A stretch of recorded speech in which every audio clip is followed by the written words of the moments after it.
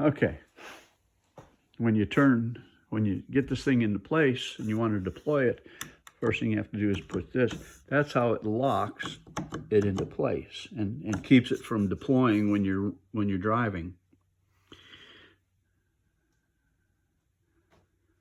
And on my last one, I had a Tarova, and it was a 72-inch. And when you're driving down the road, it's long enough where this thing here really did a lot of bouncing. It like came back to here. So I bought a standoff clamp that came up and held this thing a little more rigid. Well, I didn't want to spend $100 at Bass Pro for this. It's not necessary. It's so small. That's what you're gonna get. There's the tester. I guess the battery's down a little bit. Everyone I've ever bought never really does that. It's a brand new battery from Walmart, so it's got a year, and if it won't get a full charge towards the end of the year, I'll have them replace it. I saw a really cool, again, I do a lot of fishing all on my own. There's a new thing, I don't know if it's new, but a neat thing that you replace this, and you drive your boat up and click, it locks into place. You put your safety chains on, easy peasy, you're ready to go. Trailer's in good condition. I replaced the bearings.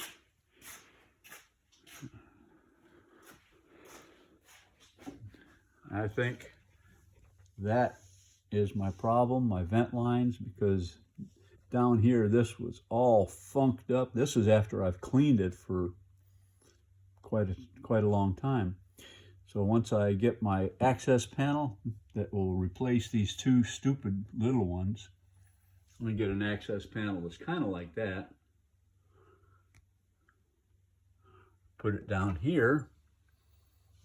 Might be this way, just so I can get to that panel real good. I'll pull that out, clean it up. If I need a new one, I'll put a new one in.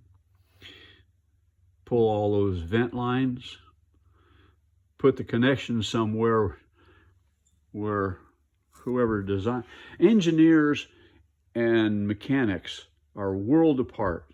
Engineers design shit that doesn't work, and the mechanics are the guys that figure it out. How many times have you ever wondered how in the hell did they get this in here? Well, what they did is you got the lower portion of the boat, they put all the stuff underneath, and they put this cap on over top. And then they start thinking, well, how are we going to get to that stuff if you need to fix it? Well, boat dealers don't care about that, because if it costs them an extra $1, they'll leave it.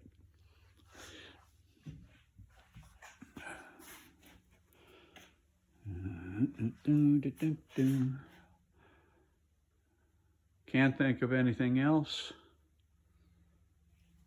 Lights all work good. That was a little problem I had, but the problem was on my ridgeline, on my other trailer that sits outside. It's just a junk trailer that I throw shit in.